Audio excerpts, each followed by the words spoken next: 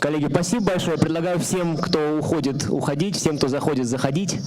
У нас замечательные здесь гости, но мы должны говорить на английском. Mike, I hope you wouldn't be offended when I call you Mikhail in Russian. Is it right? Excellent. Good stuff. Gents, let's maybe then start with a short round of introductions of each of you and us, and telling what you do, what you invest in, and in what stages you are doing that. Меня зовут Михаэль. Из компании Speed Invest. Это венчурный капитал из Европы, у которого очень огромный фонд, более 100 миллионов.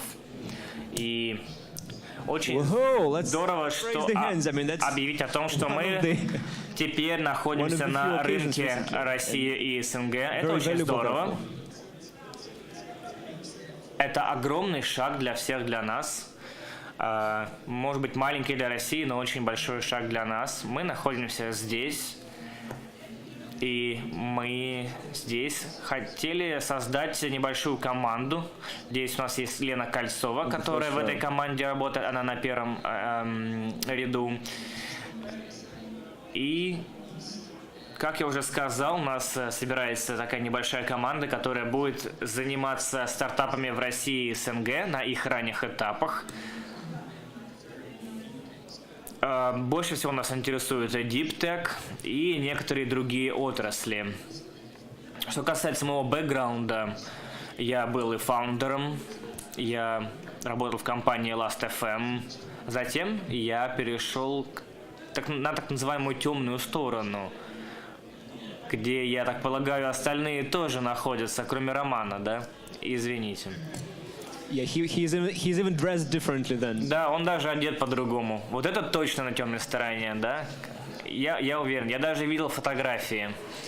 No, we can tell that your announcement is well read already, because on the way to the stage there were at least 5 to 10 people stopping you and already. У вас очень хорошее приветствие, потому что я видел, как люди вас останавливали на входе. Это человек с деньгами, поэтому если вам нужны инвестиции, это правильный человек. Нет, я человек, который знает, как развивать стартапы. Это очень важно, особенно если у вас есть деньги. Not about the money. Actually, okay. A few words about myself. I'm established. I was a co-founder of HI Capital. It's one of the largest mezzanine funds in Russia. And then I established another fund called FMF Capital, also a mezzanine fund, which later on I sold to DaVinci Group. I'm one of the partners in DaVinci Group, and a year ago we established a venture capital fund in Israel, which invests in Israel and Europe, 75%, and 25% we invest here. We're investing in B2B core technologies at expansion stages. We are a company already have above $1 million of revenues and already proven clients. But what we bring to the table, this is regarding MIM, the dark side. We are not a VC fund. We are basically we're calling ourselves an entrepreneur money, because most of my investors, and we have two values. We have smart money investors, guys like founders of EasyBob, Wix, etc. Guys who already build the unicorns. And from the other side, we have integrators who helps to promote our companies and integrate them into our clients. We have over, I think, if you take all our integrators all together, we have more than 15,000 clients. And from DaVinci, we recently bought in DaVinci. This is our private equity firm. We recently bought one of the co-partners in the Softline, which has, I don't know, maybe 35 countries all over the world. 200,000 clients, and so we're basically very smart money. We're trying to bring, therefore we're looking for core technologies where have no analogs in the market. So that's it. Excellent, thank you. Roman? Hello, my name is Roman, and on this panel today, I guess I'm representing Silicon Valley and also the very initial stage of company formation. Because what I do is I help young entrepreneurs find good ways to get money, to find investment. but I also help VCs. I work with quite a few VCs in the Valley to basically find interesting projects and especially interesting teams. Because sort of the stage that I'm working at, the biggest question is, how good is the team? Because most of the time you don't really have a product, you don't really have customers. You may have an idea, you may have some prototype, you may have maybe a bit of code that you've developed. The question is really how good is the team? So I'm playing a bit of a matchmaker. But also sometimes, this matchmaking actually gets me into the game myself. So the company that I'm representing today, this was the company where I actually was so excited about what the company is doing that I actually had to join it as a co-founder. So the company is called Zdida. We're doing a secure platform for the devices that are now called Edge of the Internet of Things. So if this is something that you're interested in, talk to me after the presentation. And also if you're interested in business models around open source, find me, talk to me about that, because that's sort of my specialty and what I do in the Valley. Excellent, thank you. And lastly, myself, our fund is called Target Global, and we are cross-Europe investor with the headquarters in Berlin, but also, the big office and heritage here, investing out of 3 funds that together have about 500 million US under management. Again, most of the investments are in Central Europe. In Russia, we're investors in Xi'an, in Foodfox, in TimePad, must be a few other things like Black Moon, recently done an ICO, and looking at different stages, but especially at the early one. Notably, we have launched the FinTech Fund for Russia recently, together with Kiwi founders, that is, specifically early stage focused one. So maybe, coming into the topic of our conversation, we've been asked to discuss about different investment stages. And, as a small real-life example, I was talking to one of the founders from Denmark just yesterday, and he was saying, I need, about 500K, maybe 800K bridge before I go to the IPO. And I was like, really? He says, yeah, absolutely. That's how we think right now in Copenhagen. And that, I guess, may be true or maybe not, if he can pull this out, but that tells that, the stage is getting, increasingly mixed and mixed up. And I think it would be amazing if we can just define a little bit what you think is, an early stage and what is the late one. Maybe who wants to go first, Roman? Yeah, yes, since I'm the guy stuck with sort of early stage companies, we can go from there and sort of build our way up. So I think to me, the early stage is really, really early stage. And this is basically a bunch of guys with an idea, trying to get off the ground, right? And a lot of times, these people would be seasoned entrepreneurs, who actually can self-fund. But when they come to me, I typically try to give them an advice that, self-funding is fine, but a lot of times you're actually better off finding a partner, and we call it angel investment in the Valley. I think, the term is pretty universal, where you're getting money not so much to actually get the money, you can survive without that, but you're getting money to get somebody else's skin in the game. Because what you really want at that stage is basically smart money that would open some of the doors for you that otherwise would remain closed. And with that idea in mind, in the Valley, it's actually interesting because it is totally a buyer's market, right? And I think if you guys forget everything about, today's panel, just remember this, right? When you're shopping for money, you're shopping for a product. And just like shopping for your car, you shop around when you're shopping for money. Money is just a product. It's nothing else. In the Valley, it's pretty easy to get it, but the question then becomes, who do you want on your team? Because people, angels who are giving you money, they actually become sort of part of your team at that point. Actually, I totally agree with what we just said, and therefore we established the concept of basically a smart money, money which comes with integrators. Because I think clients and revenue is more valuable than investment, because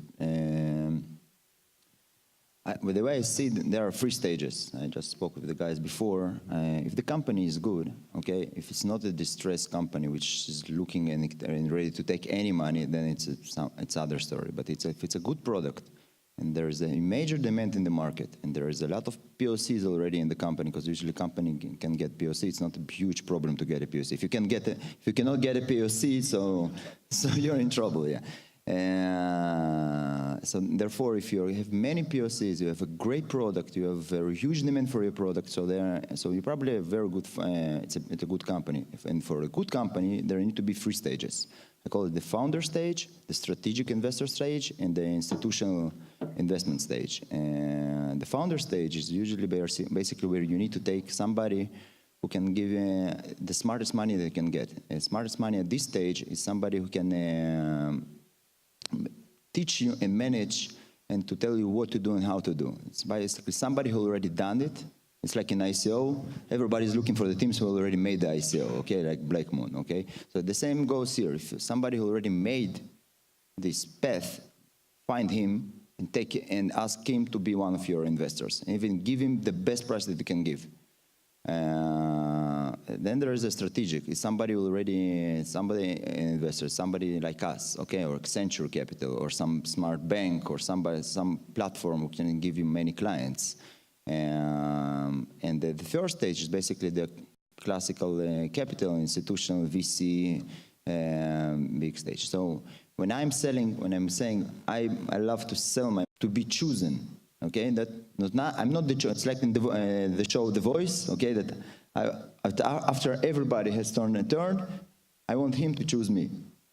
So this is the company that I'm personally looking. So basically, Startup Valley, series is true. The more people are around there, and I'm not sure about the founder behavior. It's right if he should be, behaving badly to you. But you are kind of one of those guys who would be more motivated. Yeah, look, when I see, for example, just investing in a company, they have 7 bids from the biggest venture capital from Israel, but they chose 3 integrators. It's a fintech company who's doing KYC or instant KYC. And they had 7 offers. They chose 3 integrators, one from French, one from Russia, one from US. That's it. Excellent. And I guess, Michael, turning to you, probably some of the guys here thinking, all right, the selling is in the Silicon Valley, there is, some other things happening rather than here in Israel. It's also not quite the same, even though Andrei is investing, in Russia as well. When you are right now saying we announced, 25 million dedicated, pool of capital, and we are ready to go early. What does this early means? Should guys have any revenue already, any clients, any product? Let's try to be specific. Yeah, so we really like early, and early to us means we need to, see the usual stuff, which is sort of a rockstar team. But in our case, it's okay if the rockstar team, for example, is a tech team.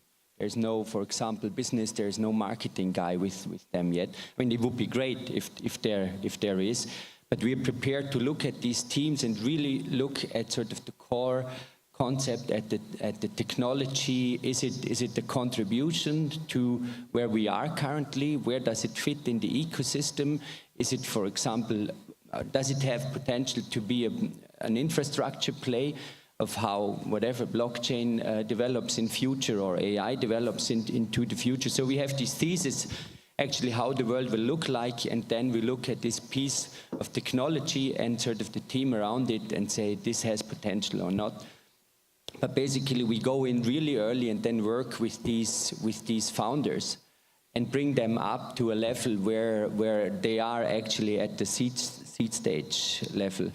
However, I would say one thing. We have been all talking about, or most of us talking about, the Series A crunch. 2 years ago? Yeah, about 2 years ago.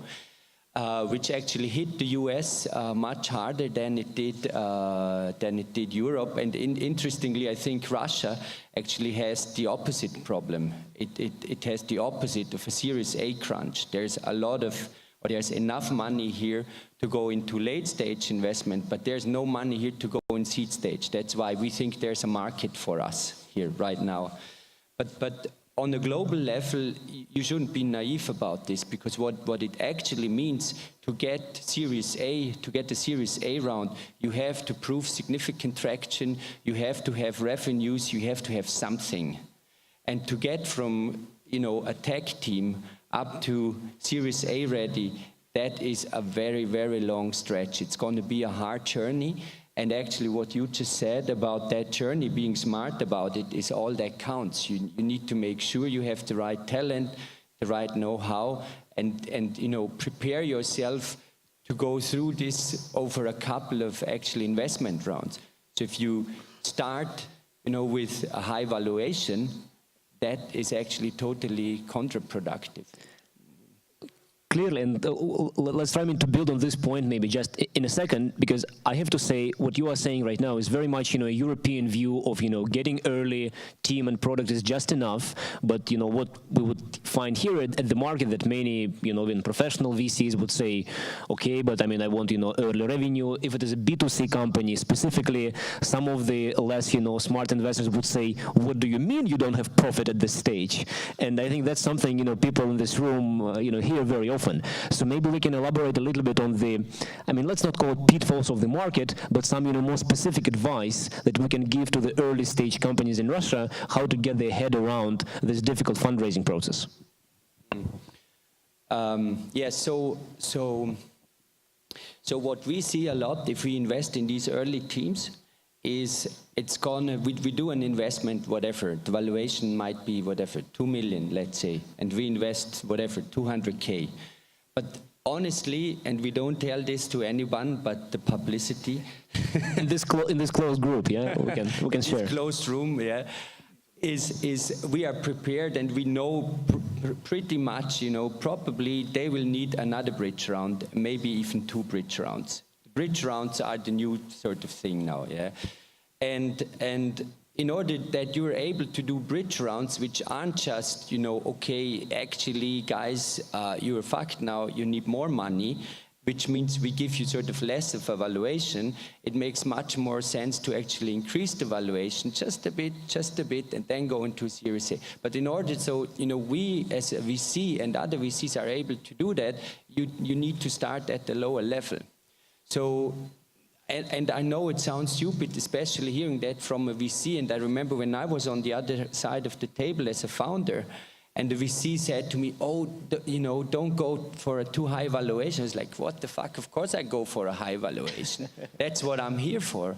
But actually it's not productive in seed stage, you know. Go for a low valuation for the first couple of rounds. For the first rounds, try to be smart about get the right people and then go for the big valuation when you have real traction.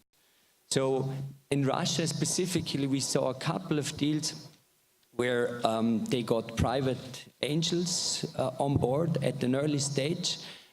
They invested $1 million, the company had a 4 million valuation. A year later, I would valuate them at 2 million, maybe 1.5 million. So what do you do then? And down round is always painful, yeah, completely agree. Guys, what's your perspective on this? Actually, I just tackled into the company, amazing company, and I wanted to invest into this company, and when I looked at the cap table, I saw that they gave the pre-seed or seed stage, one of the angels 50% out of the company. So this is also a huge problem, which means that the next investor cannot invest into this company. It's already like it's a blocking thing. It's a deal breaker.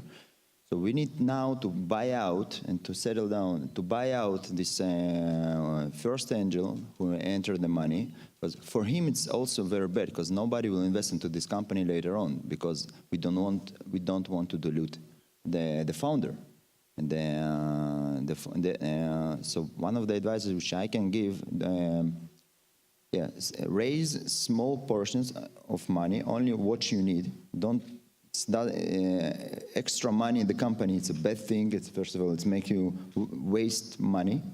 It's you're giving percentage just for nothing with no its meanness, and you're destroying your next rounds, because it's therefore once again the advice: take somebody to take you all the way who knows the path. Don't invent the bicycle. So many people done it already. Find those people. No, that's exactly right. And I just wanted to quickly add, Michael was saying it's, you know, getting maybe a little bit ridiculous with some of the valuations, you know, here in Russia. Let me tell you, like in the Valley, it's getting absolutely freaking ridiculous. seeds at 5 mil are now common. Like, what the hell? I mean, seeds are not supposed to be that big, and yet they are. So, and when your seed is 5 mil, I mean, you could imagine what the sort of the later stages would be, right? So, in that sense, I guess best advice I can give you all, if you haven't seen HBO's Silicon Valley show, go watch it. It's funny because it's true. Coming from like the guy who actually spends my days in Silicon Valley, it's a freaking documentary. That's what it is. It's funny because it's so true. With that, I actually wanted to kind of address, a flip side of the problem too.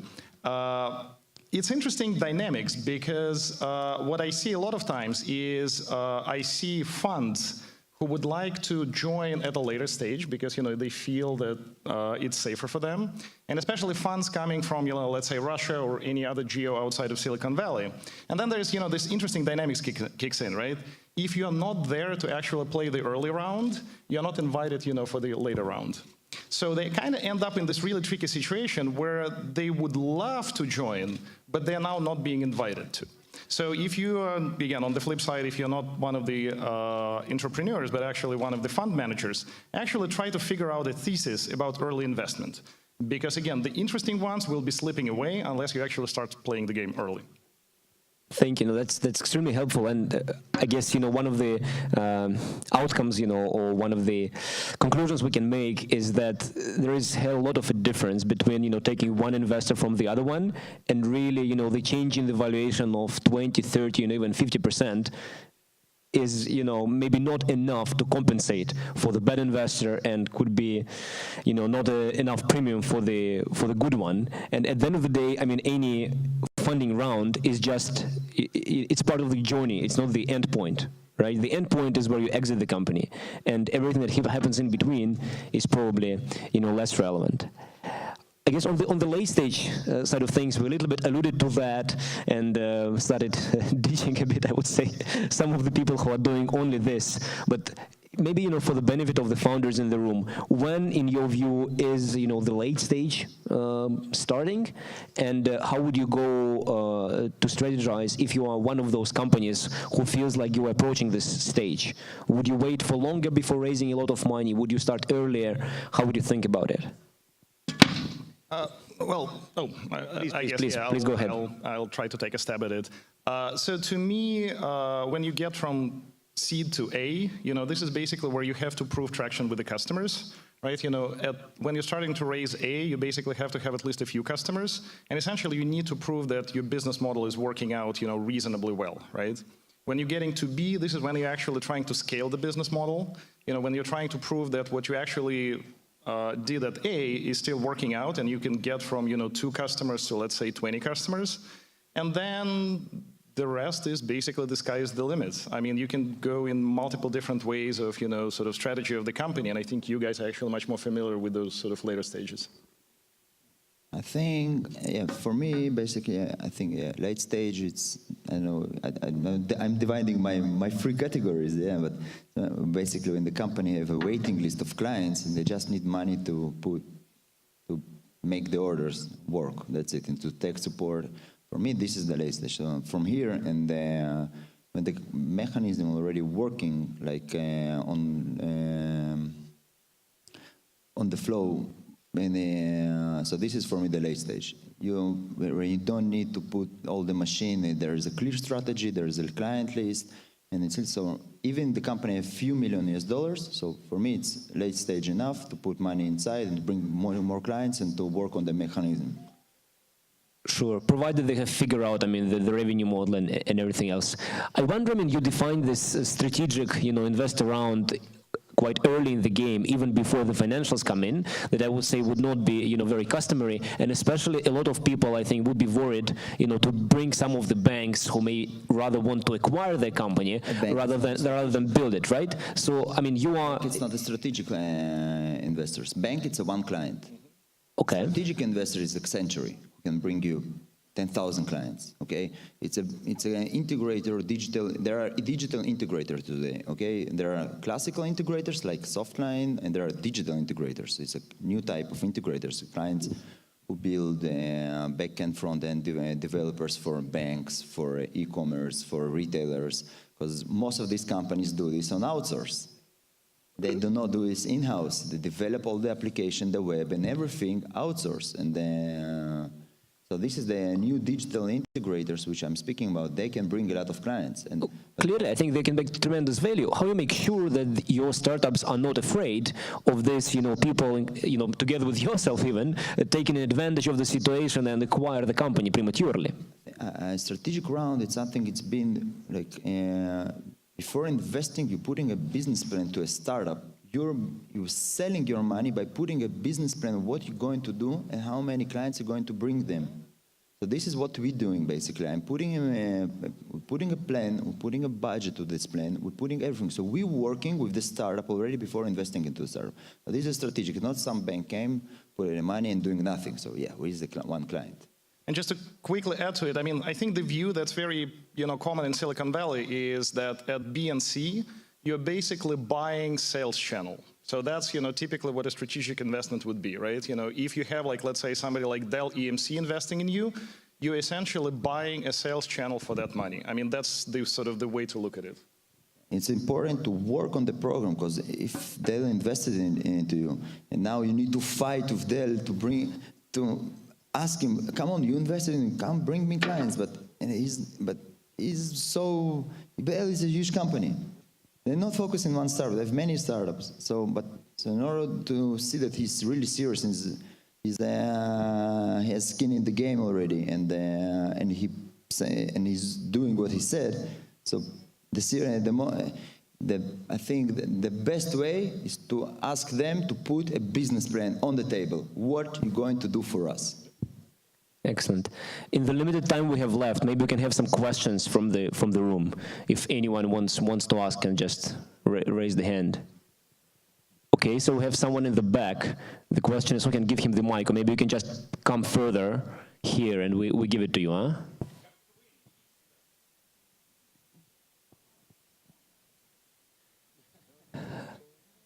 All right.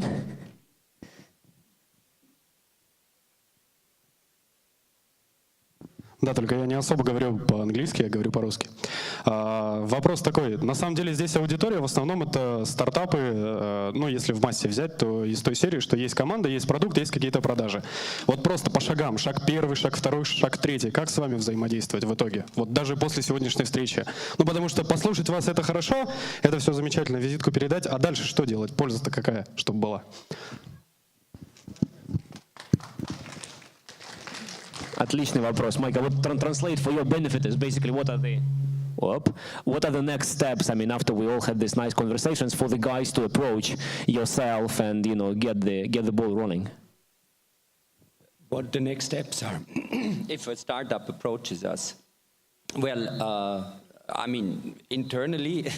We would look at it, we evaluate it, we say we want to talk to you guys or we don't want to talk to you guys. That's basically the next steps that we usually take. And then, if we have the first meeting, if we see it's an interesting pitch, we see it's interesting people, personalities, and we go into further due diligence.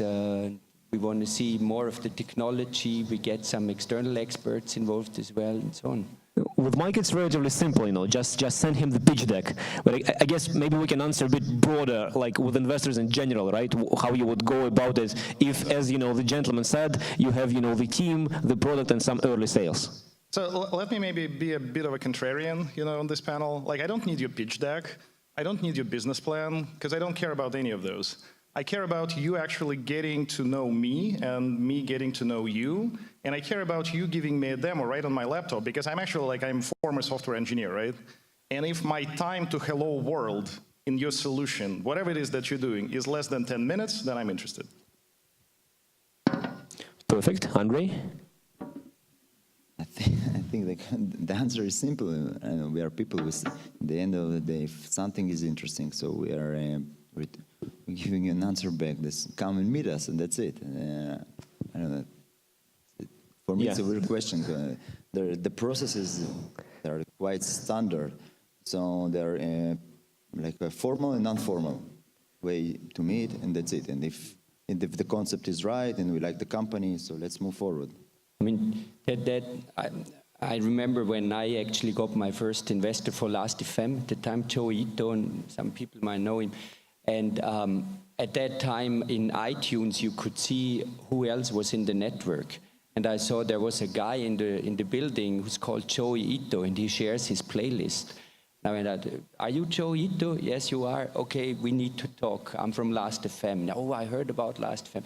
So I would totally agree, actually. I mean, you get a lot of deal flow through the normal channel. You get the pitch deck, and then pitch deck is like 2 slides. You either get it or you don't, kind of, or you are intrigued to watch the other 20 slides. But of course, the most valuable approach is through the network and directly. Now it's a good chance. Yeah, so let's stop talking and go, talk to each other, huh? Guys, thank you very much, everyone, for being here and for sharing all the insights. Let's Thank you so much. join the hands to that.